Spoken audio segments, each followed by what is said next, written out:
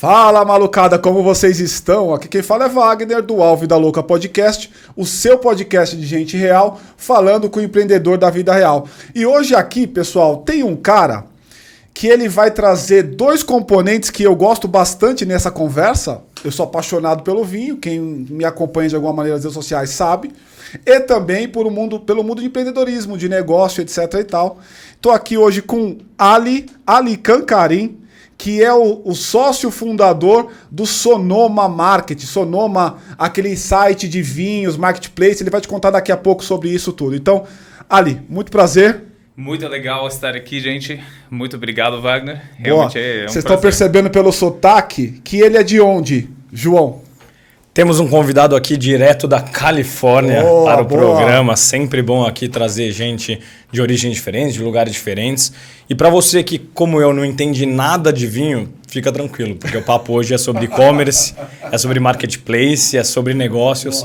E aí a gente vai falar um pouquinho da bebida, porque é o produto, né? Mas o importante é as lições de empreendedorismo que a gente vai ficar sabendo aqui hoje com o Ali. A ideia com o Ali é a gente falar um pouco sobre como montar um e-commerce ou montar um marketplace de nicho. Perceba que o trabalho dele, todo o foco do público dele é um trabalho bastante nichado para as pessoas que gostam e vivem o mundo do vinho.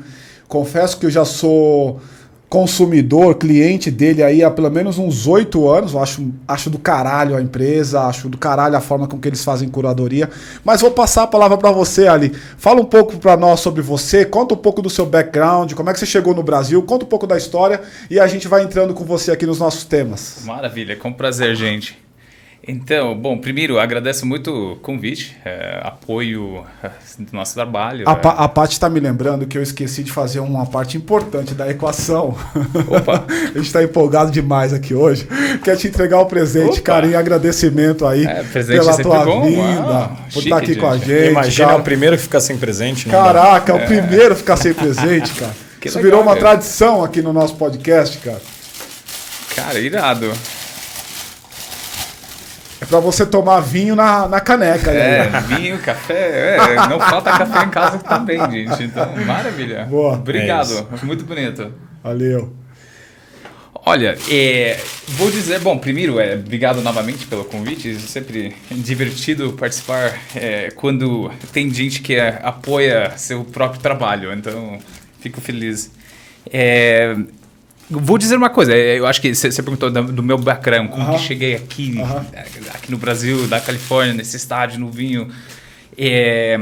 Cara, eu nasci e fui criado na Califórnia, né? Meus pais eram imigrantes indianos. Que lugar lá? Orange County. Fica entre San Diego e Los Angeles. Quem assistiu a série conhece, né? Quem assistiu a série conhece. Naquela época, até hoje, tipo, colinas bucólicas, bonitas, não tem nada o que fazer. Você fuma seu beck e aí você pega onda. É isso. Só e aí isso. você toma vinho. Vinho. Tem uma cultura de vinho muito forte na Califórnia. Mas eu era nascido, criado em família muçulmana, então a gente não tinha álcool em casa. E só quando... Você é meio que uma ovelha desgarrada nesse sentido? Cara... Você conhece essa expressão? Sim, você conhece a expressão. Eu vou dizer, se fosse 20 anos atrás, 15 anos atrás, de repente, mas... Cara, as coisas vão se debilizando também. Então... normal, né? É normal. Hoje estamos vindo com meus pais, de boa. Antigamente não tomava, Mas eu fiquei lá até uns 17 anos, né? Eu fui para a costa este para estudar, eu fui para a faculdade em Providence. E aí depois passei 5 anos em Nova York. E durante aquela época eu passei um tempo na Espanha, fazendo intercâmbio. E foi na Espanha que comecei a aprofundar no mundo de vinho. Falei, cara, você tá aqui, eu tô aqui como aluno na faculdade. O cara saiu da Califórnia para conhecer o vinho na Espanha.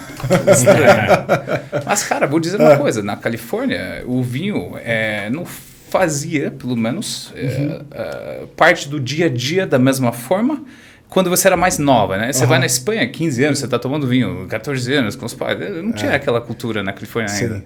É porque é uma coisa mais nova na Califórnia, né, cara? Exato. Desde o julgamento de Paris, e aí, pessoal, para quem não sabe, a gente não quer ficar entrando em coisa técnica aqui, mas estamos falando alguma coisa como 1976, onde um cara XPTO de Bordeaux foi até a Califórnia, pegou os vinhos de Bordeaux e levou... Desculpa, foi até a Califórnia, pegou os vinhos da Califórnia, levou para Bordeaux e fez uma degustação às cegas.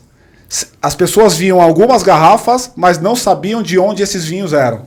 E colocou os especialistas, os críticos, para poder fazer uma análise daquilo. Quando esses caras fizeram uma análise, imagina quem são os vinhos que ganharam, disputando com os grandes vinhos de Bordeaux, hein? E Borgonha também? E Borgonha também. Então você imagina que quem ganhou foram os vinhos californianos. E aí Dali aconteceu uma revolução no mundo do vinho, especialmente na Califórnia. E aí tem uma figura central, que depois a gente pode entrar nesse assunto, eu não quero ficar aqui tirando a palavra do Ali, que é o Robert Mondavi, que é o cara que cresceu totalmente essa produção lá e etc. Então, a Califórnia tem sim uma cultura de vinho. O Roberto que está vendo a gente aqui, Paty, põe aqui uma fotinho do Roberto. Ele adora vinho californiano, gosta bastante mesmo.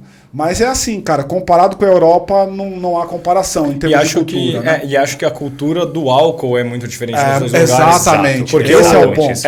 Uma vez eu escrevi sobre uma pesquisa que ela pegava a cultura do álcool na Itália e nos Estados Unidos, principalmente Califórnia. E o que ela via é que como a Califórnia você não pode beber até 21 anos...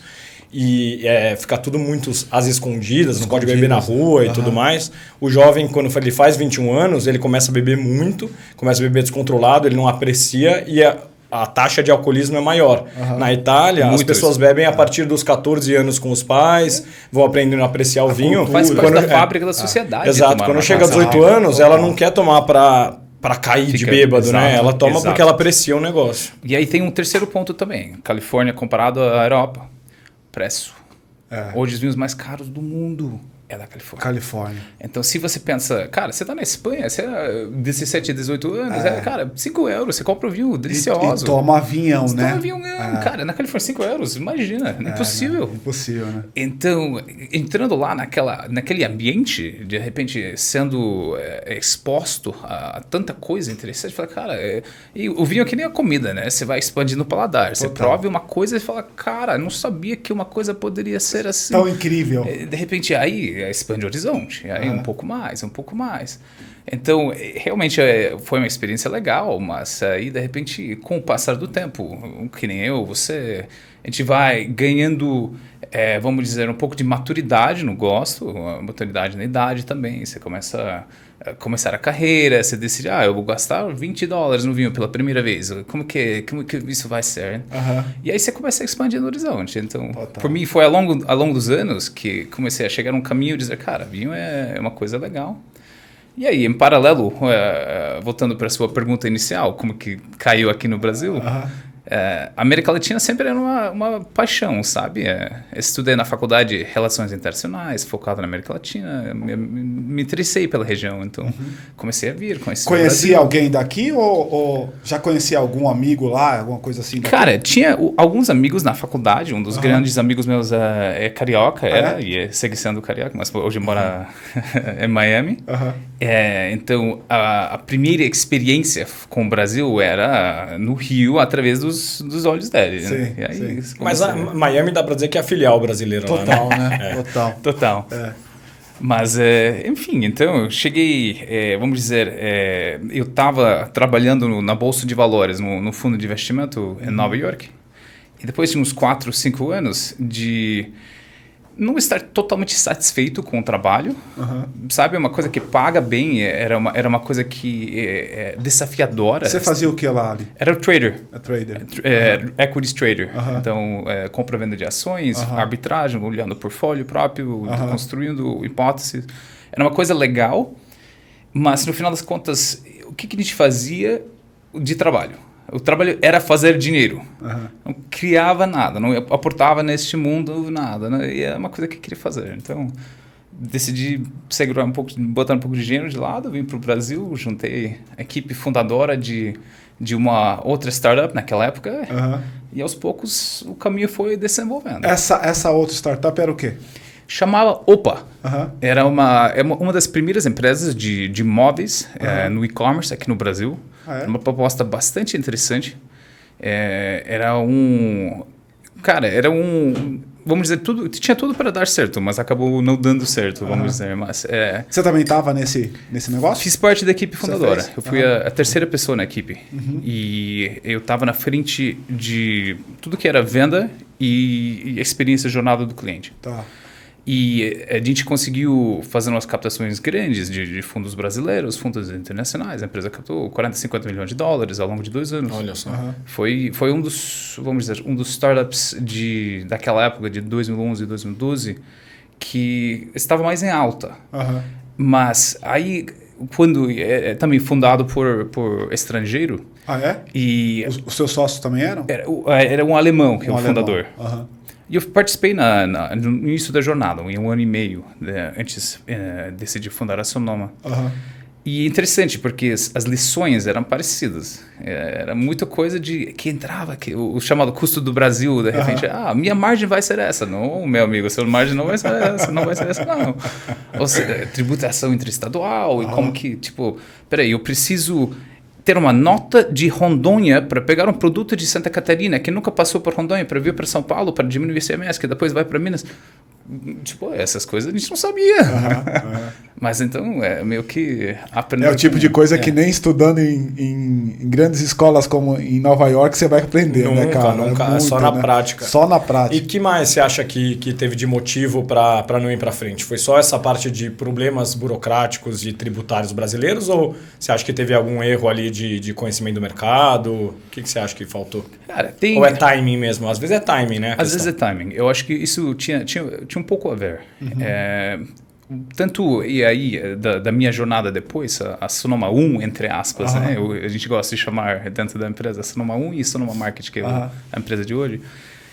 Sonoma 1 e a OPA também fizeram parte de uma época, uma onda de empresas que estava olhando para o digital e dizendo, cara, tem uma coisa que está performando, que está desempenhando muito bem lá fora, vamos tentar tropicalizar.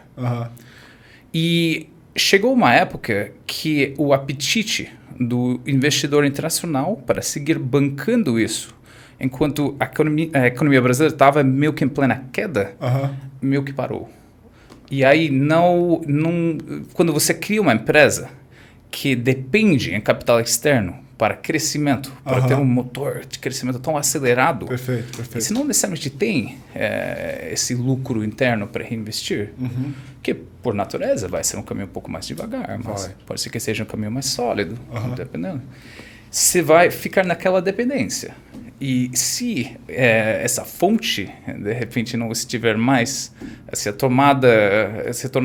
torneira começa a fechar, aí as opções começam a ficar um pouco limitadas. Sim. E vocês nesse período vocês não pensaram em pegar capital Brasil, capital dentro do Brasil mesmo? Não tem. Quando fazia parte da OPA, os primeiros aportes viram de fundos brasileiros. Sim. A Monax era a primeira. A Monax chegou a colocar dinheiro na OPA? Caraca! Foi uma das primeiros investimentos de e-commerce pela Monax. Depois, fundos norte-americanos, a Valar, que é do Peter Thiel. Que legal, e cara. alguns outros. Mas chegou até o momento que você começa a entender, para onde vai, quanto dinheiro vai precisar, qual que é o caminho? E uma das dificuldades no mundo de tecnologia é que o crescimento é tudo. É tudo.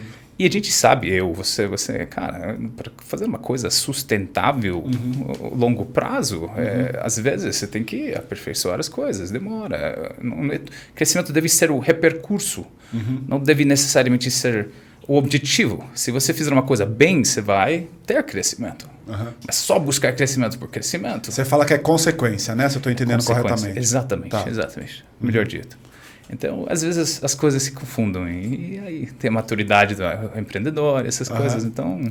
A própria maturidade do mercado de venture capital, total. né? Porque às vezes o investidor norte-americano não era o investidor ideal para investir no mercado brasileiro, que eles não conhecem. Naquele momento, né? E que eles não conhecem. E a gente estava naquele momento no Exato. boom do Vale do Silício, né? Então estava começando ali. Começando não, já existia, mas não se falava tanto do Vale do Silício como se fala hoje. Então o próprio Venture Capital estava entendendo um pouco do cenário meio que global mesmo de investimento em capital de risco, né? E vamos dizer, os trends mudam também. Total. Então, as tendências. As tendências. E isso, apesar de querermos fazer uma coisa duradouro, que não necessariamente encaixa no que está o legal do momento, tem umas coisas ondas de capital, que tem que prestar atenção, porque realmente faz parte da jornada, às vezes. Total. Olha, mas vamos voltar para a cronologia. Tô adorando o papo aqui. Aí você foi para a Espanha, começou lá no mundo do vinho, entendeu? Gostava da América Latina, tinha o seu amigo carioca que te falava um pouco do Brasil. Como é que foi a sua chegada ao Brasil? Cara, naquela época, eu juntava um dinheiro e usava para viajar, sempre. Né? Então, cada vez que tinha um pouco de dinheiro, eu falava, não, deixa eu pegar no país, vou conhecer. E depois de sair da faculdade, passei 3 meses no Brasil. Quantos anos você tinha na época? Tinha na época 21 anos. 21 anos. Então já tinha aceito um cargo em Nova York para trabalhar nesse fundo de investimento. Estava super empolgado para me mudar para Nova York. Mas eu sabia que a vida em Manhattan ia ser uma coisa. E queria explorar um pouco o mochilão, sabe? Antes de chegar nessa onda de carreira profissional pela primeira vez. Então tirei uns 3 meses, o máximo que podia esticar esse período de não começar a trabalhar e passei um tempo aqui no Brasil. Aí fui conhecendo, passei um mês no Rio, depois... Foi primeiro para o Rio? Fui primeiro para o Rio. Para quem é de fora é o cartão postal, né? Rio de Janeiro, né? Mas tá certo. Mas tá certo. É impressionante. Eu não conhecia São Paulo naquela época. E passei uns 2, 3 dias em São Paulo, cidade grande, não sabia nem onde ir. Não falei, cara, deixa eu ir pra praia em algum lugar. Legal. Aí peguei o ônibus pra Bahia, 2 dias de ônibus indo pra Bahia. Caraca, é mesmo, cara. Do Rio de Janeiro pra Bahia. São Paulo pra Bahia. São Paulo pra Bahia. E aí descobri a Real da Ajuda, naquela época era mais moda, né? 2006, 2006. E, cara, a Bahia é a Bahia, né? Então, não tem muito o que dizer. Eu fiquei lá um mês na Bahia, só... total, o tempo começa a passar mais devagar. Falava português já na época? Já não? Falava? Cara, eu falava espanhol e portunhol, fiquei tentando. O portunhol. Fiquei aprendendo no caminho, sabe? Fazendo erro, tentando falar com um garoto na balada, de repente... coisa não deu certo. Peraí, E deixa eu te perguntar, naquela época você já tinha planos de um dia voltar para o Brasil? Já pensava em empreender por aqui? Naquela época não. Era puro conhecimento. Mas uma das coisas que reparei naquela época, primeiro, eu já tinha aprofundado em outras áreas da América Latina e com o espanhol era uma chave que abria tantas outras portas. E chegando no Brasil, cara, era totalmente diferente. Eu falei, cara, esse é um outro América Latina. Não é que, eu entendo um pouco do México e consigo navegar no Nicarágua. Cara, o Brasil era coisa distinta. E era tão diversa e tão grande que comecei a entender, até sair do Brasil, passei 3 meses aqui. E não sei nada ainda do Brasil. Então, comecei a pensar, quanto que vai ser a próxima volta? Aí voltei um ano depois. E aí, quanto que vai ser a próxima volta? Aí comecei a ficar um pouco viciado em conhecer o Brasil. É mesmo? Você voltou recorrentemente depois aí? Voltei quase todo ano. 1 ano e meio, 2 anos. E quando foi o momento que você falou, vou morar lá e vou empreender lá? Não sei se teve esse vou para lá para empreender ou se aconteceu naturalmente isso. Teve um momento que depois passei 4 anos trabalhando nesse fundo em New York. 4 anos maravilhosos. New York, cidade amazing, até hoje adoro. Mas comecei a sentir aquela necessidade de sair, de querer fazer um troca de carreira, mudar para o próximo caminho. Naquela época, depois da crise financeira, o mercado financeiro estava estagnado, parado. Né? 2008 dá para frente. Né? 2008 foi um ano de muita volatilidade, que foi bons para quem estava dentro do... Detroit derreteu. Tudo derreteu. Nova York derreteu. E aí, 2010 meio que recuperou e ficou estagnado. Não tinha volatilidade, mercados financeiros, não tinha nada. Que falei, cara, deixa eu tirar minha licença. E vim passar mais 6 meses na América Latina. Maior parte no Brasil. E aí pensei, ok, pode ser que seja interessante montar uma coisa aqui. Estou pensando em algumas opções. Sabe? Não, fico imaginando, rapidinho ali, fico imaginando o cara com dinheiro ganhando em Nova York, aí fala, puta, vou para algum lugar onde esse dinheiro vai render tanto, que dá para ficar 6 meses lá de boa. Exatamente. Essa é a conta. Mas o dólar naquela época devia ser 2,5, no máximo 3. Era 2,5. Então, Se fosse hoje, 6 meses, um ano. Vira um ano fácil. Mas foi bem naquela época que eu decidi, cara, ok, interessante. Eu vou voltar para New York. Passei mais um ano em Nova York, mas já pensando... Trabalhando ou não Trabalhando. mais? Trabalhando. Saí da Bolsa de Valores e comecei a trabalhar no mundo de startup. Sabia que queria empreender. Meu pai era empreendedor. Você estava com o quê? 26 anos, mais ou menos? 26, 27 anos. Eu tinha 26 anos naquela 26 época. 26 anos. Cara, para mim, eu falei, quero ser empreendedor. E hoje, pensando no mundo atual, naquele momento, será que eu vou fazer uma coisa que não tem ligação com a internet? A internet hoje é um motor... É tudo. Do mundo hoje. E hoje pode ser que tenha uma outra câmera que é crypto, right? Blockchain. Mas naquela época não existia. Então, cara, não tem nada... É a força mais poderosa no capitalismo que tem existido até agora que é a internet. Sim. Porque se você fizer uma coisa bem, seu aumento de alcance... Alcance é absurdo. Né, Ali? Então, como é que eu vou empreender sem aprender mais sobre o mundo de tecnologia e o mundo de internet? Então, comecei a entrar no mundo de startup lá, trabalhando com a empresa de um amigo. Que fazia o quê? Era uma empresa, começou como social network. E acabou evoluindo. Chama Ivy. Era uma empresa naquela época de tentar conectar pessoas, fazer uma curadoria de pessoas, tipo, fazendo coisas interessantes. Então, você, jornalista, interessante, você está destacando na sua carreira, fazendo uma coisa única. Está fazendo muito bem isso, aí conecta com outro que está fazendo alguma outra coisa muito bem também. Exatamente. Então, a ideia era essa. Foi evoluído, eu acho, um negócio interessante.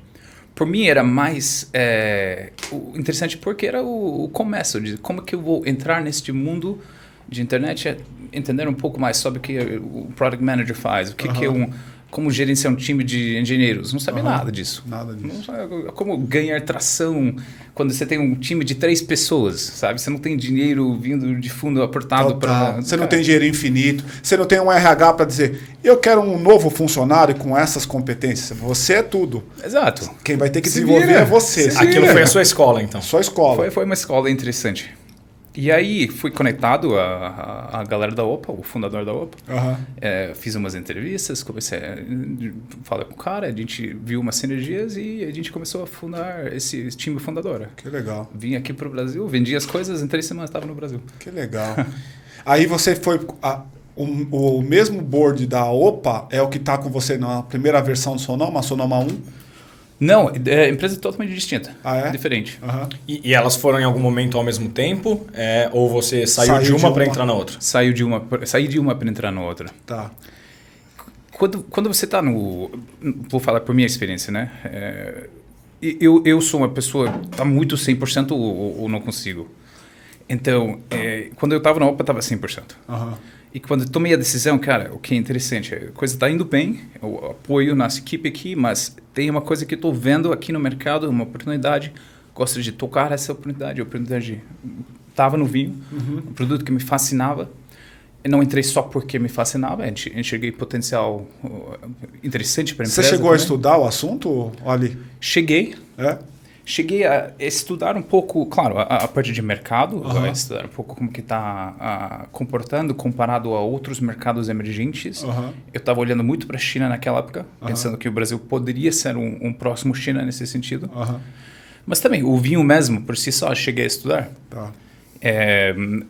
Já conhecia, já tinha certa apreciação, mas eu sabia, se for entrar no vinho de vez, para virar curador, para virar, vamos dizer, referência, cara, tem que estudar.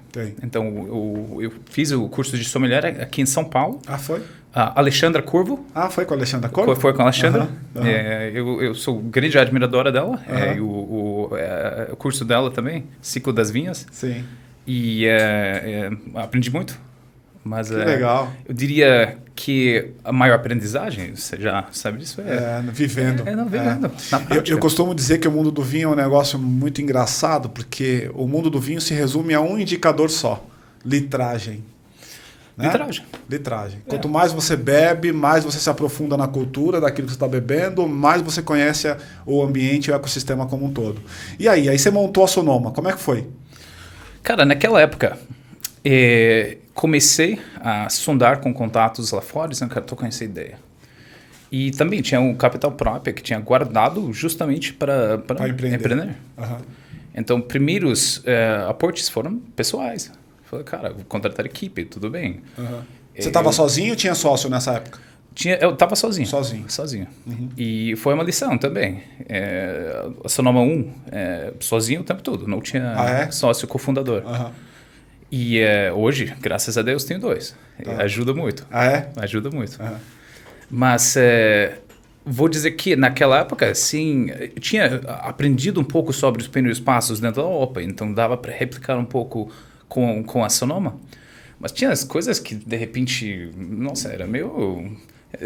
Tipo, eu não sabia o que fazer. Por exemplo, eu tinha dinheiro lá fora, não tinha conta bancária aqui, não estava ligado a outra, não conseguia nenhum visto de...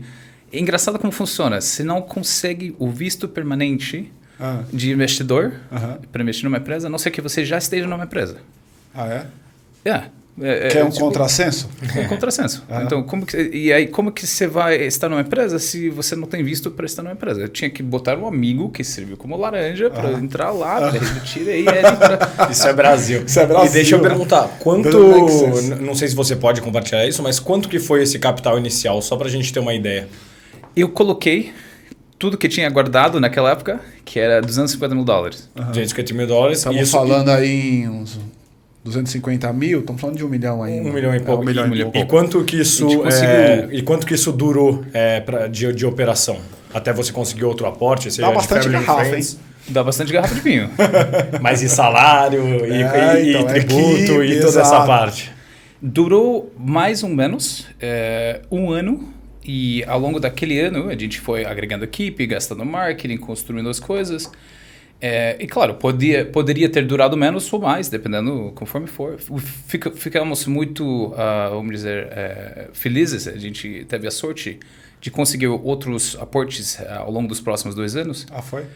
No Sonoma 1 ainda? Na Sonoma 1, sim. Chegamos a captar uns $3 milhões. De dólares? De dólares. Que legal. E acho que a gente não chegou na... Qual que era o modelo de negócio naquela época? Explica pra gente, assim, bem redondinho, o que era. Era e-commerce? Era marketplace? Né? Eu acho que era um e-commerce. E-commerce. E talvez seja uma diferença que muitos não sabem, de repente, mas é uma diferença sutil, mas é uma diferença grande. Do e-commerce, a ideia era a gente vai comprar e vender e fazer... tudo por conta própria, tentar construir marcas, tentar, vamos dizer, funilar todo esse valor através da gente. Então, vamos dizer, seja a minha marca X, ou seja uma coisa que eu construo, ou seja uma coisa que eu compro lá fora, do e-commerce eu vou comprar e vender e tentar. E o Marketplace hoje é uma plataforma. É uma plataforma que ele diz tudo bem, eu não vou tentar controlar todo esse valor, deixa eu criar um ambiente para fomentar outros que possam ter valor através da plataforma. Sim. É uma diferença sutil, mas é uma diferença muito grande. Mas antes de você entrar no Marketplace, Ali, vamos falar ainda do e-commerce. No e-commerce, você divide a trajetória do Sonoma em Sonoma 1 e Sonoma 2, né? Até onde foi Sonoma 1? E por que você saiu? Como é que foi a história aí do investimento dos $3 milhões até a sua saída? O que aconteceu? Como é que foi esse processo? Cara, a gente começou em 2013, a empresa lançou. E começou a ter vamos dizer, uma tração inicial legal o suficiente para permitir vender a hipótese, acreditar na hipótese, formar um time bastante legal.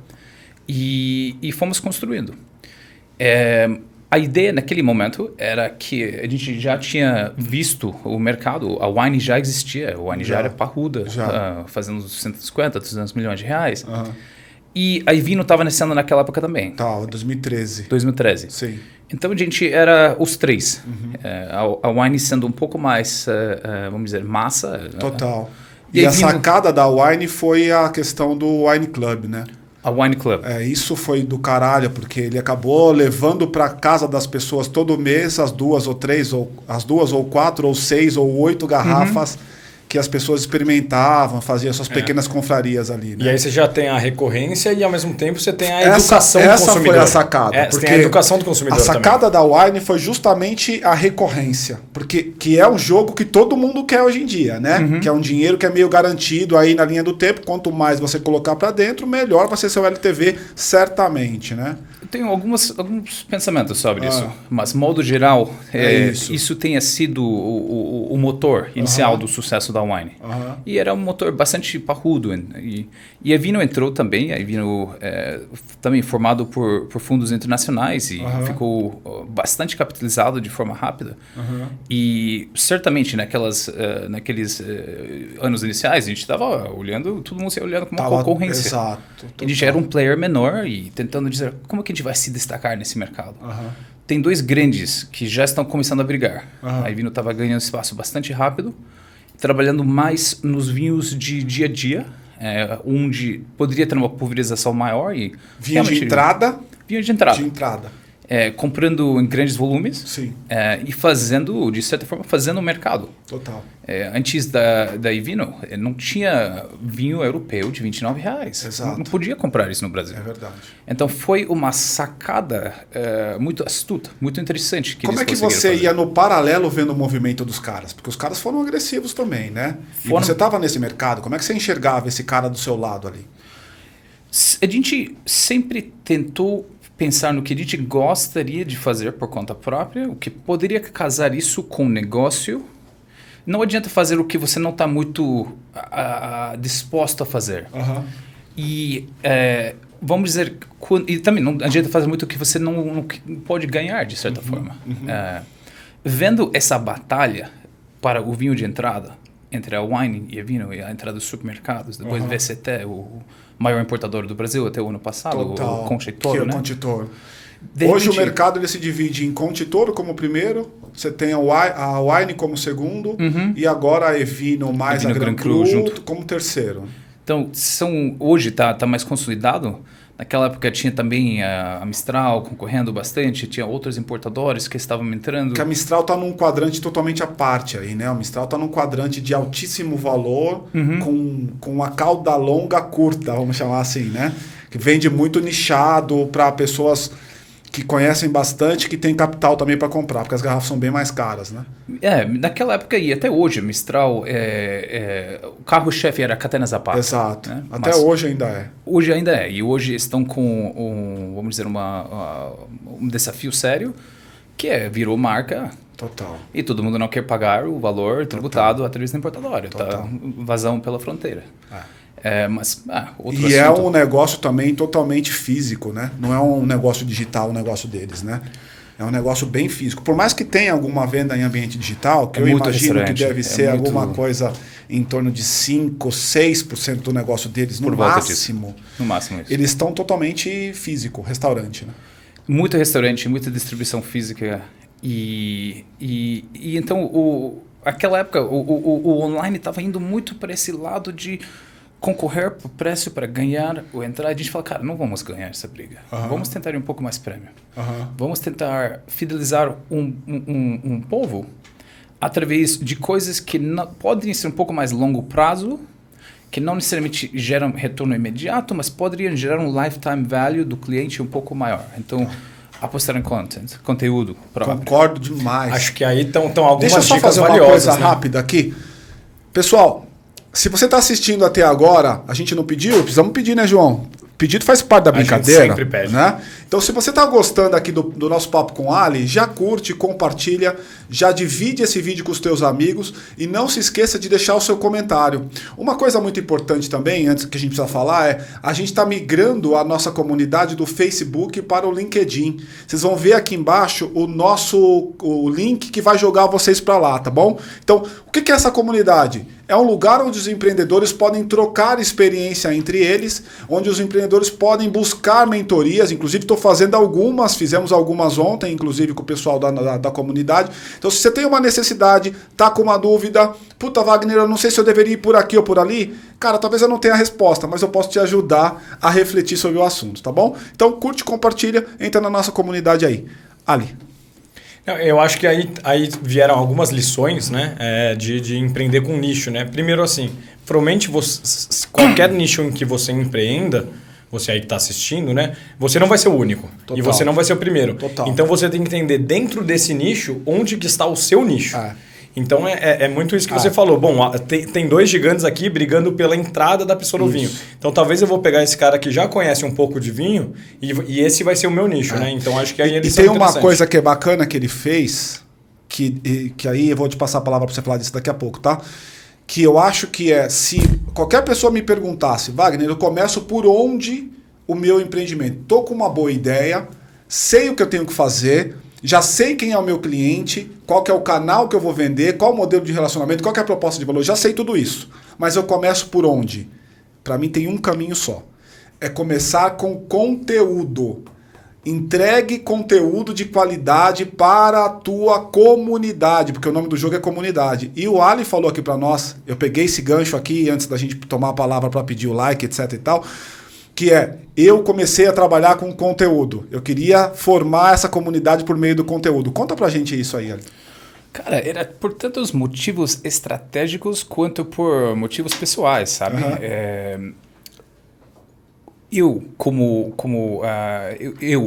Você digere conteúdo todos os dias. Todos os dias. E a gente sabe a diferença entre conteúdo de qualidade e conteúdo medíocre. Conteúdo de qualidade se destaca. Total. É muito mais importante do que um volume de conteúdo medíocre. E não vou dizer que a gente nunca produziu um conteúdo medíocre. Mas o norte, onde a gente quer ir, cara, como fazer com que isso se destaca, como isso gera um buzz, como isso gera uma conversa. E eu acho que no mundo digital de hoje, que tem cada vez mais ruído, é uma das receitas. E não tem que ser conteúdo escrito. A gente gostava de escrever, fazia parte da nossa DNA, da Sonoma 1 e agora do Sonoma Marketing também. Tem muito a ver com vinho, escrever, mas, cara, tem conteúdo que pode ser vídeo, tem conteúdo, tem tantas formas de publicar conteúdo hoje. Até podcast, né? Total. Exato. Então, total. Como fazer com que seja pessoal? Como que você pode aportar um pouco de você na página? Em vez de uma empresa X, como que a pessoa que está engajando com você possa olhar e dizer, nossa, eu estou falando com pessoas. Eu sinto que tem uma humanidade aqui. Porque a gente está sempre na busca de conexão. Você começou com esse pensamento? Que ano era isso? Começamos com isso e também começamos pensando estrategicamente como é que a gente vai ganhar força na internet aqui no Brasil, 2011, 2012, sem necessariamente só pagar Google e Face, e era SEO. E já em 2013, 2012, 2013, você já fazia então uma parte de conteúdo. Começamos a fazer, e eu me lembro, trabalhar fortemente nisso. Eu me lembro pra caramba, porque eu recebi e-mails teus que eu não tinha noção que era você, tá? O nome é tão pitoresco que eu ficava pensando, deve ser uma marca, sei lá, cara. E eu recebia os teus e-mails numa linha de mailing que eu falava que tinha toda uma parte descritiva do vinho. Então ele apresentava um rótulo, contava a história daquele rótulo e te fazia de alguma maneira clicar ali para poder fazer a compra, né? Então o conteúdo ele meio que ele era embedado por uma questão de venda por trás, né? A ideia era tentar fomentar isso e espero que tenha funcionado. Funcionou pra que caramba. Legal. Bom, mas a gente trabalhava a parte de email marketing, virou uma força nossa, e o trabalho de conteúdo no internet que engajava com os motores do Google, que era SEO, Search Engine Optimization. E até hoje é um ponto focal de estratégia de muitas empresas. A de vocês está assim ainda hoje? Segue sendo. Segue sendo? SEO é uma, vamos dizer, é uma fonte de receita significativa para a nossa empresa. E me dá a volumetria? Quantos por cento? Eu diria hoje 10 a 15% da receita mensal vem de tráfego orgânico Google ligado ao SEO. Ah, é? Caraca. Bem relevante. É bem relevante. É bem relevante. Você vê esse gráfico crescendo no tempo? Ou ele já foi maior? Porque o motor muda direto, né? O motor muda direto. E a concorrência pelas palavras-chave do Google também fica... Aí o leilão fica muito caro e como fica muito mesmo caro... orgânico, porque provavelmente vem uma empresa nova de vinho e fala, pô, a gente precisa se posicionar melhor em Malbec. Então o cara começa a fazer texto sobre Malbec. E aí, eventualmente, ele vai tentar roubar o primeiro lugar que está na Sonoma hoje. Exatamente isso. Então tem páginas que a gente estava ranqueado organicamente, Primitivo de Puglia, por exemplo, hoje...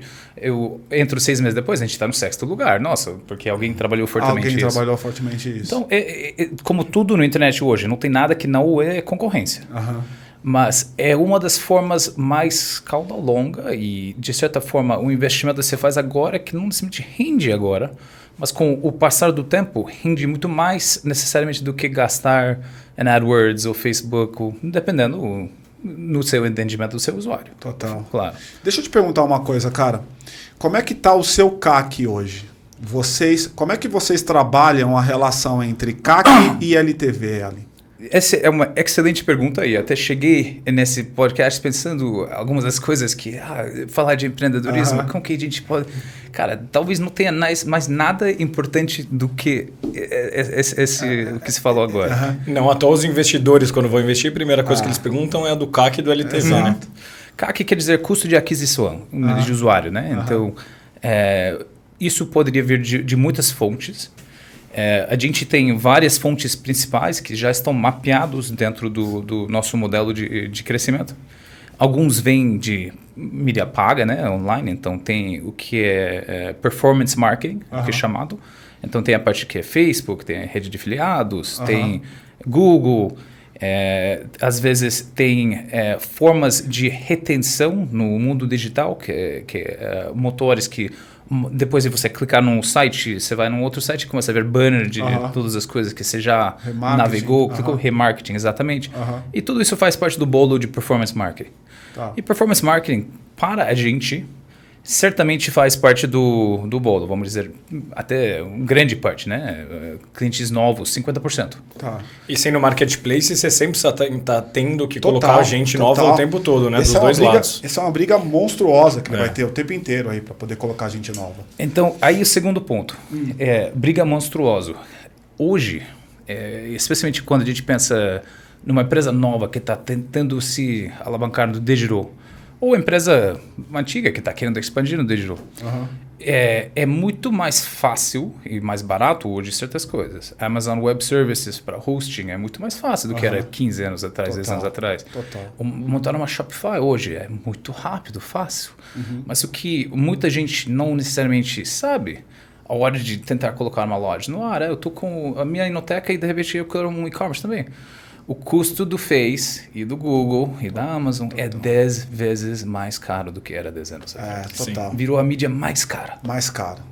Então, isso é uma... Virou o novo aluguel, né, Ali? Virou o novo aluguel. Porque antigamente a gente falava assim, cara, eu vou colocar uma loja no shopping. Aí a preocupação era, vou colocar uma loja no shopping, mas o dinheiro do aluguel mais o condomínio vai me fuzilar. Pessoal, não sei se você sabe, mas hoje Google e Facebook Ads faz o mesmo papel. É o aluguel em ambiente digital. Porque vamos lá. Se o aluguel fosse leilão, exatamente. Se o aluguel fosse leilão. Porque vamos lá, o que está por trás das duas coisas? É o que a gente chama em consultoria de rentabilização da atenção. Quando você paga o aluguel para estar no shopping, por exemplo, teve aqui conosco esqueci o nome dela, da sobrancelhas. Luzia. Que não é Luísa, né? Exato. Luzia, um abraço para você aí. Então, ali ela tem que pagar um aluguel para estar no shopping, mais o condomínio, mais aquela coisa toda. O que está por trás, ela está querendo rentabilizar a atenção das pessoas que passam ali, para poder rentabilizar o CPF, ou seja, aumentar ticket médio, aumentar o número de vendas, aquela coisa toda. Quando eu vou para o ambiente digital, tanto a questão do Google Ads quanto do Facebook Ads é a mesma coisa. Eu quero rentabilizar a atenção. Alguém que vai ver a minha propaganda, alguém que vai ver o meu conteúdo, que vai ver o podcast, vai clicar e vai comprar, ou seja, a conversão desse clique é o aluguel disfarçado em ambiente digital. E, de certa forma, é uma coisa que não dá para abrir mão, mas dependendo da empresa, muitas empresas não funcionam. Sem isso, né? Eu diria, muitas empresas não funcionam com isso. Com isso. E, claro, isso depende da sua margem. Tá. Se você está vendendo um produto físico, a sua margem vai ser limitado por tributo e outras coisas, Total. concorrência. Se você está vendendo um produto digital, um conteúdo que você cria, ótimo, a margem é maior. Perfeito. E esse foi o problema que te levou a fechar um e depois abrir a dois? Porque no e-commerce você vai ter alguns custos que no marketplace você não tem, né? Por exemplo, estoque, a importação e tudo isso, né? Excelente observação. Vamos dizer que foi um conjunto de fatores que levou a gente a encerrar a primeira jornada. Tomamos um passo maior que a perna. Foi? Tomamos um passo maior que a perna. Ficamos crescendo, o crescimento estava legal, mas sabíamos que a empresa estava entrando, e-commerce era tão legal e tinha começado a virar pato feio naquela época. Estava sendo cada vez mais difícil vender o peixe. Total. E o Brasil estava entrando numa descida econômica, e especialmente por quem era de fora, olhando que, meu investimento eu fiz aqui, o real estava em 2, agora está em 3, agora está indo para o 4. Espera aí, qual que vai ser o retorno? Então, começaram a ficar um pouco assustados. E a gente decidiu, em vez de só focar no crescimento, vamos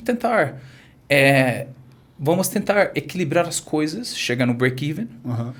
E como fazer isso? Então a gente falou, cara, como que eu aumento a minha margem? Então pensamos sobre importação. E aí? Então falamos, importação aqui no Brasil, a gente está vendo que a wine, a vinho, a Grand Cru, tem muita gente que está fazendo, é uma forma de... Será que a gente consegue surfar essa onda de turbulência econômica se a gente equilibrar as contas? E como que vamos fazer a importação? Até então não era importação? Até 2015, se não era importação. Ah, é? Não era. Caraca, você comprava os vinhos por aqui mesmo? Trabalhava com os N importadores no mercado. Pulverizando era estoques. Só curadoria? Curadoria. Caraca, a gente trabalhava com... Isso eu não sabia, cara. Rede muito grande, vinícolas, importadores, mas não fazíamos importação própria. E chegamos à importação e falamos, vamos fazer isso, bora para frente. A gente faz importação própria. Só que é um outro jogo. E uma das grandes decisões para mim, para aquela época, é a diferença entre a margem, a DRE, a coisa está equilibrado, e o cash flow. E aí? Cara, para equilibrar a margem, o cash flow de importação é pesado. Né? Primeiro você vai na Itália, você vai nas feiras, legal, gosta de tal coisa, é ótimo. A empresa brasileira nunca ouviu falar de você, pagamento à vista, em euros. Usar um pouco do capital que a gente tem aqui para pagar à vista lá, né? Euros, interessante. Aí demitir, o produto demora 3 meses para chegar aqui no Brasil. Chegar aqui no Brasil, o valor do produto lá, você vai pagar mais que 100% em cima de tributo, só de tributo de entrada. Então, mais à vista, para tirar o produto do porto. E aí você vende o produto, é um ciclo que demora. O que você fez para poder entrar nesse jogo? Você contratou os caras que já estavam no mercado? Porque eu me lembro de algumas figuras que foram trabalhar com você, especialmente nessa época, 15, 16, 17, que eram figuras conhecidas no mercado. O que você fez para poder começar essa parte da internacionalização? Quer dizer, auxílio no sentido de empresarial ou auxílio no sentido de... Não, de como fazer mesmo esse jogo de ir lá no importador na Itália, no produtor na Itália e trazer, o cara quer pagar, o cara quer em advance o dinheiro, mas você poderia jogar isso no tempo. Como é que você fez isso? Foi vocês mesmo? Me virei. Você virou, né? De repente, fala com um cara que está fazendo isso ótimo. Então, tem uma feira lá, vale a pena comprar uma passagem para a Itália para ir para a feira. Sim. Ou falar com quem era a empresa de trading que faz essa coisa, uma proposta aqui, outra coisa lá, um amigo ou outro, um brother, você já trabalhou com ele. Foi amarrando as oportunidades que davam. Foi dando cabeçada mesmo, aprendendo acerto e erro e tal, né? Em que momento que vocês falaram, não dá mais, quebramos, preciso fechar? Você chegou a fechar o CNPJ, tudo? Então, chegamos até um ponto de... A margem estava equilibrada, a gente mas tinha tanta coisa para crescer com a importação, você tem que ter um cash flow fodido. E simplesmente não tínhamos. Não tinha. Chegou até o ponto que tinha um monte de produto lá no porto, a gente não tinha cash para tirar ela, a gente estava vendo que não tinha muito dinheiro mais para pagar funcionário. Quantos funcionários tinham na época ali? Uns 40, por aí. 40. E cheguei até o ponto de... A gente esticou o máximo que dava. A gente falava com os bancos tentando pegar... Porque a pressão estava saudável, estava legal, está crescendo, só precisa de mais um pouquinho aí de respiro, de fôlego. Mas chegou até um momento que a gente teve que tomar a decisão. Ou é pagar funcionário, ou é pagar dívida comercial, ou é mandar os vinhos para os clientes que a gente tinha oferecido, preveniu. E se esticar por muito mais tempo, a gente não vai conseguir fazer nenhum dos três. Então, a decisão estava tomada. Que ano que foi isso? Isso foi 2016. 16, né? Então, era mais falta de combustível Total. e entendimento das nuances do negócio aqui no Brasil. Nessa época, o seu cap table estava como? Era você, mais de sócios? Tinha fundo? Como é que estava? Tinha uns fundos norte-americanos que tinham entrado e tinha outros investidores anjos, desde amigos e família até investidores anjos mais profissionais que tinham apostado na... A sua nacionalidade, você acha que te ajudou com os fundos americanos? Eu acho que ajudou. De Nova York, naquela época, bolsa, acho que ajudou. Porque muito veio através de contato próprio. Total. Hoje, não acho que é mais necessário. Não, né? O Brasil tem mudado. Absolutamente. O mercado está maduro, né? Cara, 8 Panorama bi, de Venture Capital. Cara, a gente está com um mercado de 8 bi, cara. Não, é muito grande. É gigante. E deixa eu fazer uma pergunta. É engraçado porque aqui a gente recebeu nessa sua cadeira aí dezenas aí de empreendedores e muitos deles, né? Talvez a maioria, quebrou em algum momento. E depois migrou para outro negócio e fez sucesso com esse outro negócio. Você acha que é o primeiro que quebrou e retomou o mesmo negócio com outro modelo de negócio? Ou seja, como que foi... que veio para você? Você ainda acreditava muito na questão do vinho? Era o produto em si? Ou você falou, bom, se eu mudar para o modelo de marketplace, isso vai dar certo? O que passou na sua cabeça nesse período que você estava fora da Sonoma e tinha fechado a 1 e ainda não tinha aberto a 2? Cara, isso certamente vou querer aprofundar nisso, porque acho que umas lições valiosas minhas, que de repente umas experiências... Ajuda outra pessoa. Cara, foi uma época turbulenta, porque não dava para fazer tudo. Eu deixei dívida comercial com pessoas que tinham confiado em mim pessoalmente, que tinham falado, cara, eu vou dar crédito para vocês... E de repente não tinha dinheiro. Era tipo, escolher funcionário ou escolher dívida comercial. Escolhi funcionário. E, eu liquidei todos meus próprios ativos. Então tava, ou eu voltar lá para a Califórnia e ligar para meus pais. E aí, será que posso passar uns meses aqui em casa? E eles são super de boa. Felizmente, se fosse o caso, daria, né? Essa possibilidade. Não é que todo mundo tem essa possibilidade. Mas não queria isso. Então, eu comecei a tentar limpar a bagunça, entre aspas, da melhor forma que possível, explorar outras coisas. Fiz uns trabalhos de consultoria. Passei um bom ano pensando entre aqui e Estados Unidos. Passei um pouco de tempo lá. E uma coisa que pensei. Tudo bem. Lições da primeira empresa, lições de empreendedorismo do geral, posso levar para uma outra coisa, outra empreitada. De repente, se fosse voltar lá, trabalhar um ano ou outro, pensar numa outra coisa, de repente criar outra empresa. Tinha aprendido muito sobre duas coisas. Primeiro, como fazer negócios aqui como estrangeiro, e achei isso valioso. E dois, sobre o mercado de vinho e, portanto, o mercado em volta dela, que é o mercado de alimentos também. Total. É um mercado... O vinho, de certa forma, faz parte desse mercado de alimentos e bebidas. E segui enxergando muita oportunidade aqui. Só que não a mesma oportunidade. Se fosse só voltar para aqui, retomar a mesma empresa, fazer a mesma coisa com outro capital, eu acho que teria tanto pouco apetite vindo de quem for investir, quanto o que ia ser diferente. O mercado em 2016 já não era o mercado em 2013. Mas eu pensei que os ativos da empresa anterior podem ser valiosos. Tem uma coisa que eu não toquei em mente. Eu estava vendo, né, desde aquela época, era o crescimento do marketplace especializado no mundo, que é um outro tipo de negócio. O marketplace é uma plataforma de software, mas, de certa forma, usa os esforços do todo mundo para crescer e é uma simbiose, é um ecossistema. E vamos lembrar que você estava sozinho até então, no Sonoma 1, né? Sozinho. Isso dificulta pra caramba num país que você não domina as variáveis todas, né, cara? Então talvez cabeça dura poderia ter colocado outras pessoas para te ajudar na... Super. Então, aprendizagens aí. Mas com tudo isso, pensando que o que é interessante, eu acho que quando a gente pensa no panorama dos grandes varejistas hoje, a grande maioria são marketplace, Amazon, Alibaba, aqui no Brasil, Mercado Livre, Magalu. Magalu. Mas dentro dos marketplaces, os marketplaces de tudo, isso já está dominado já há muito tempo. Então, o Mercado Livre, você tem muitas coisas que milhões e milhões de SKUs. Amazon, Estados Unidos, logística rápida, entrega qualquer coisa. O que a gente começou a ver naquela época, e o que o mundo está vendo hoje, os marketplaces mais especializados que representam curadoria, que representam descoberta, que trazem novidades, que trazem comunidade, e também permitem com que vários players, pequenos, médio porte, grande porte, possam transacionar através da plataforma e gerar valor para eles mesmos, independente. Isso é uma coisa muito poderosa. Então, Farfetch, por exemplo, de fashion, de moda. Tem outros nos Estados Unidos que são de tênis, que são muito famosos hoje. GOAT, StockX. São empresas muito parrudas, 5 ou 6 bilhões de dólares, que começaram no mercado totalmente nicho e conseguiram captar um grupo de usuários apaixonado por pelo tal assunto. produto. No Brasil você não tem um paralelo, né? Eu tô tentando buscar aqui na minha memória, não sei se você captura aí, João. Tem alguns pequenos, né, que eu conheço. Por exemplo, entrevistei recentemente um que chama Voit, aí o Gustavo deve estar assistindo a gente, que é de produtos usados esportivos. Tá. Então, um nicho também, que é o esportivo, com ainda o turning, que é o usado. Tá. Então, Que é mais nicho ainda, né? É nicho do nicho. É o nicho do nicho. Então, Mas eu me referia a mercado de vinhos, por exemplo. Não tem, né? Marketplace.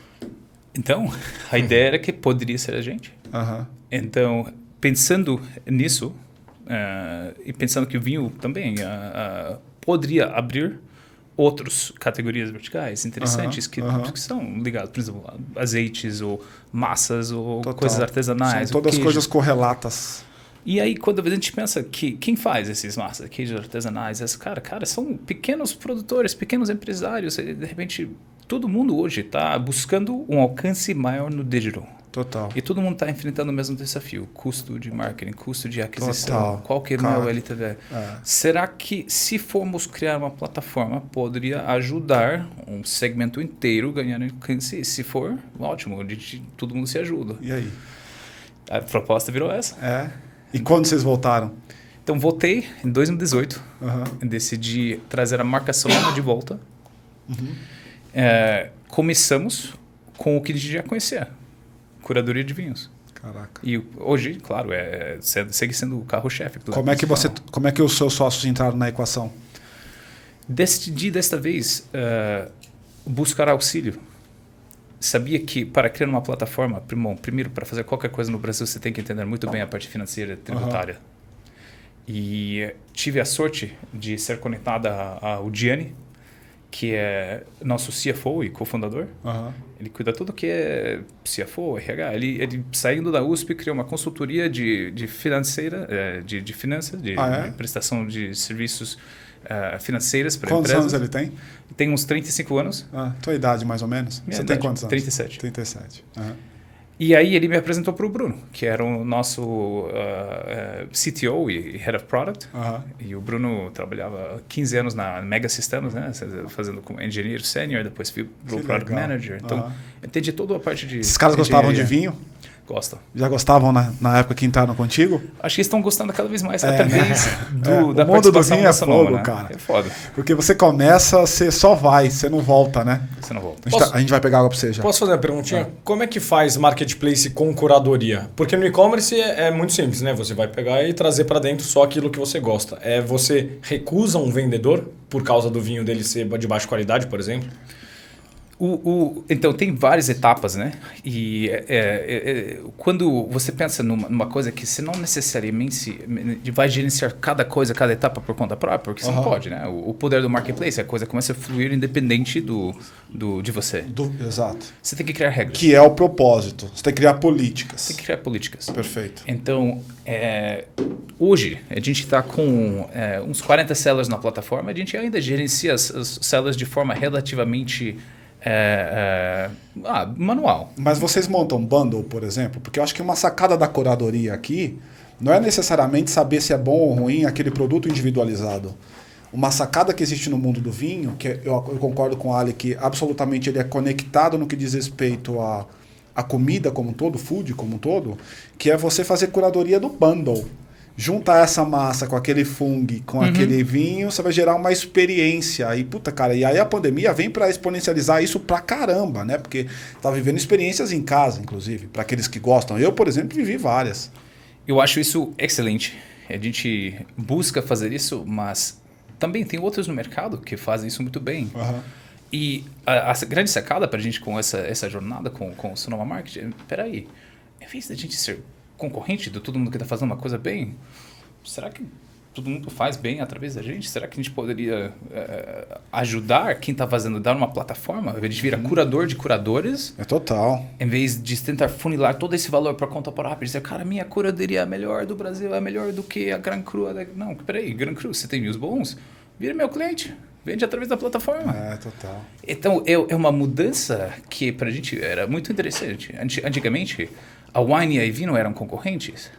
Hoje a gente não trabalha juntos, mas se de repente a Wine dizer para mim, cara, eu quero vender Toro Loco através da sua plataforma, eu vou dizer, cara, legal, ótimo.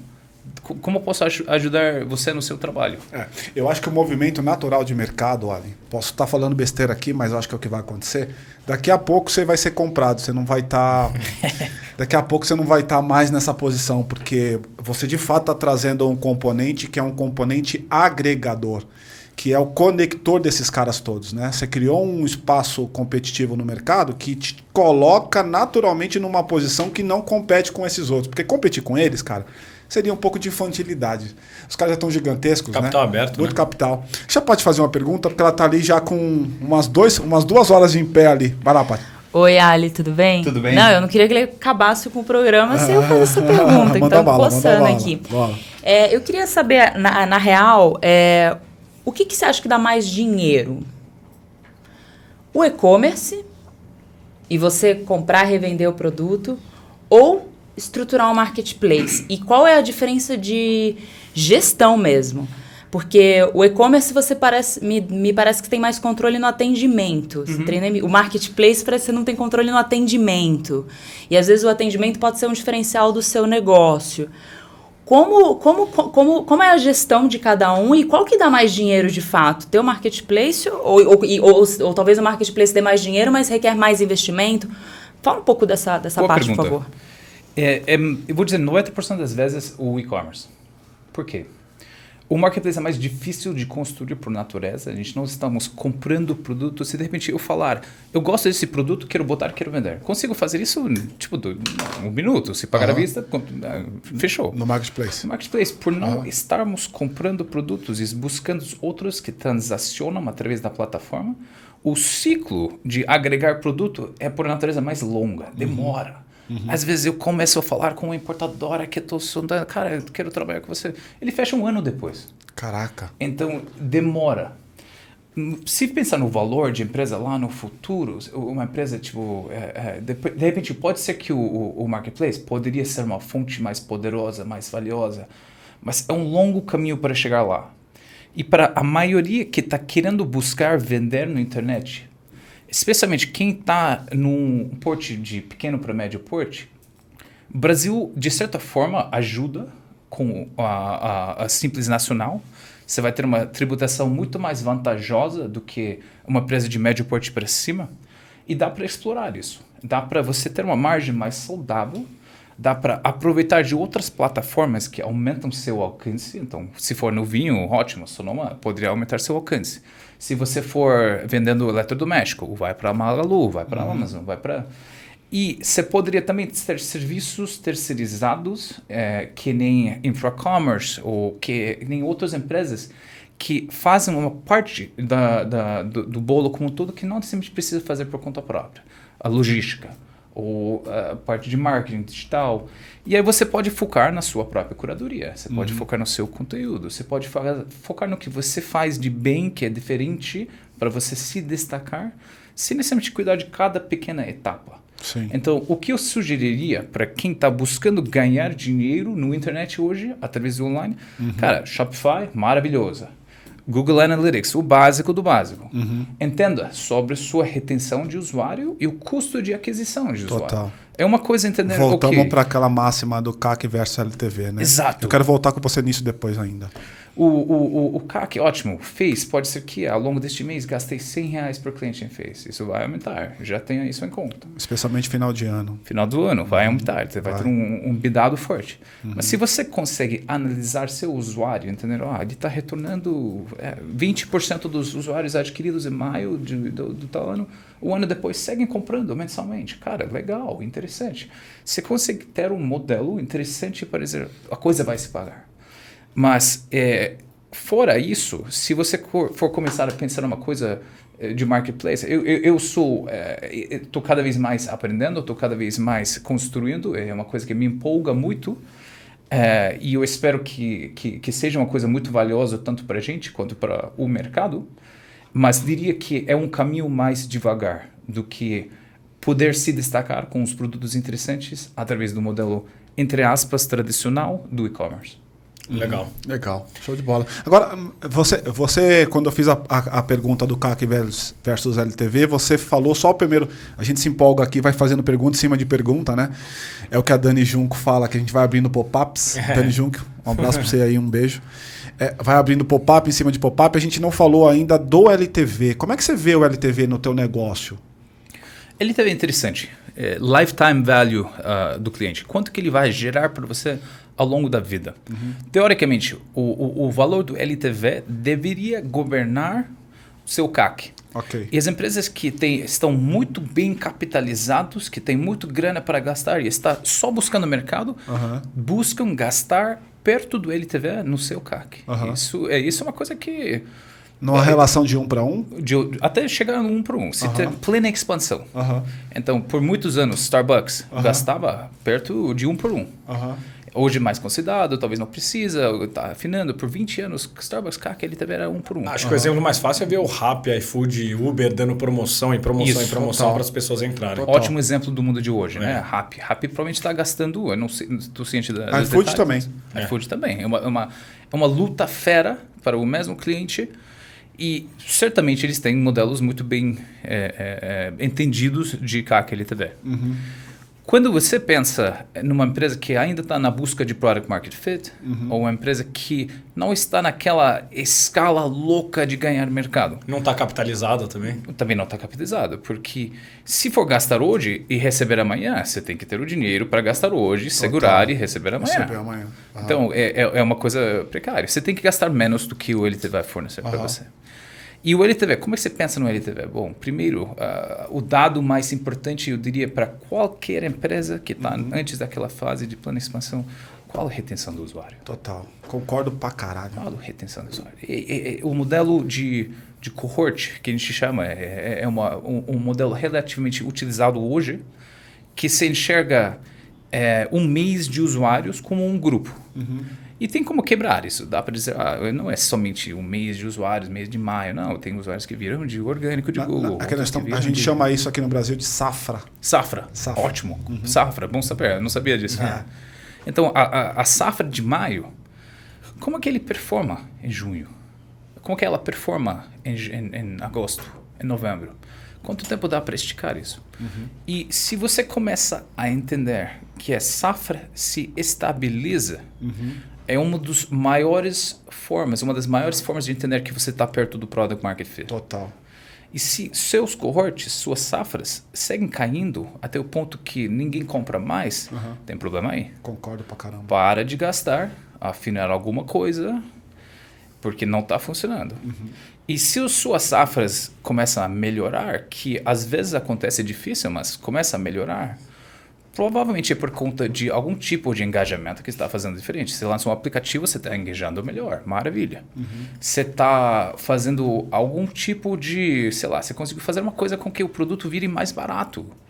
Ótimo, a pessoa vai ter uma adesão maior se for um produto conhecido. Então, ou mesmo está rolando um movimento orgânico dos usuários convidarem mais usuários para lá, né? Então, neste caso, isso seria o topo do funil, né?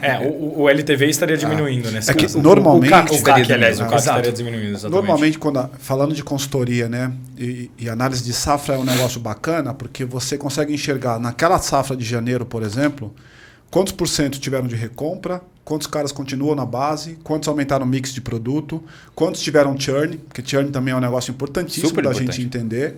Por isso que eu falo o tempo inteiro, né? Tenho até feito algumas coisas nas minhas redes sociais lá, falando um pouco sobre isso. É importante a gente olhar para a experiência do cliente, não só no que diz respeito à atração e conversão do cliente. Porque atração e conversão, o CAC paga, tá tudo certo. Que em geral você coloca lá uma caralhada de dinheiro para poder fazer isso.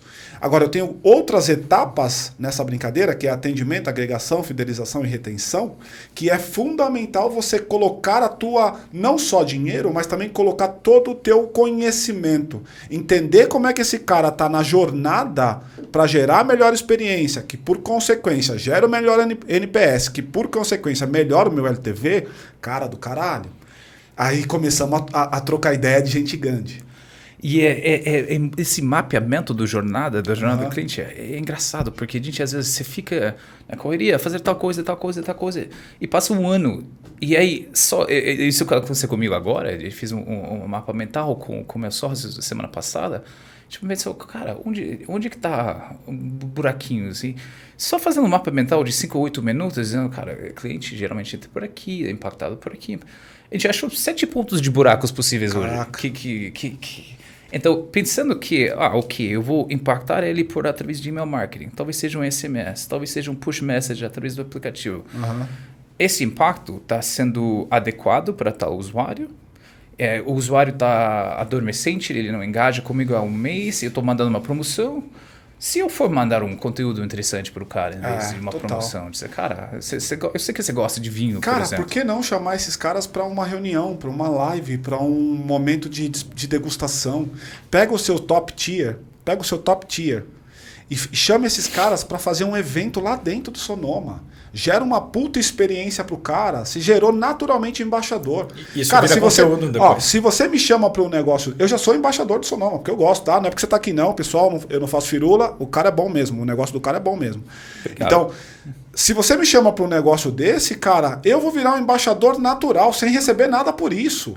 Então, tem como você encantar o cara na jornada. Essa é a sacada que eu queria deixar aqui. E Ali, eu tô com prazo estourado já aqui e gosto, a gente ficaria aqui 3 horas batendo esse papo, cara, de verdade. A gente faz uma pergunta que para você vai ser engraçado fazer, porque você não é do Brasil e eu queria entender como é que você vê o termo. Por que o Ali é um vida louca? Porque eu sou um vida louca. Bom, acho que quem me conhece desde criança pode dizer, Ali é um vida louca, até sem conhecer o podcast, né? Cara, às vezes você tem que pular do avião e ver o que acontece, cara. Então, você pode tentar construir tudo antes e deixar tudo bonitinho e olhar todos os riscos com antecedência e você nunca sabe. Então, às vezes, você tem que agarrar a coisa e pular. Vamos, galera. Uhum. Então, às vezes dá certo, às vezes dá errado, mas sempre dá aventura. Não, muito legal. Muito bom. Muito bacana. Cara, eu queria agradecer de verdade pela tua participação, presença. Eu acho que foi bastante rico aqui. Eu espero que vocês tenham também gostado desse papo. Não se esqueçam de curtir, de compartilhar, de se inscrever na nossa comunidade, se inscrever aqui no canal. Lembra que eu queria deixar para vocês aqui uma mensagem final, que é de todo o aprendizado que a gente teve com o Ali aqui. Cara, não se preocupa só com a entrada do topo do funil, de colocar o cara para dentro. Mas se preocupe o tempo inteiro em encantar esse cara na jornada com ele, porque isso vai aumentar o tempo de permanência desse cara, que por consequência aumenta o tanto de dinheiro que ele deixa de rentabilidade no teu próprio negócio. Portanto, é muito mais importante você se preocupar com esse cara na jornada e ele tendo você como um agente que está agregando valor para ele, do que só colocar para dentro, fazer um desserviço e esse cara ir para o concorrente ou simplesmente não ir para lugar nenhum. Certo, Ali? É longo prazo. É longo prazo. Essa é a jogada. Longo prazo. Ali, prazer aqui, viu, cara? Obrigado. Cara. E você, valeu, pessoal. Tchau. Até a próxima. Vejo muito vocês aí pessoal, nos próximos, tá? Tchau. Valeu. Falou. Ali, sensacional, velho. Ficaria aí umas 3 horas. Tem muito assunto, cara. A gente tem pergunta ainda. Cara, depois a gente faz uma matéria. A gente nem entrou no vinho. Vamos fazer uma matéria mesmo.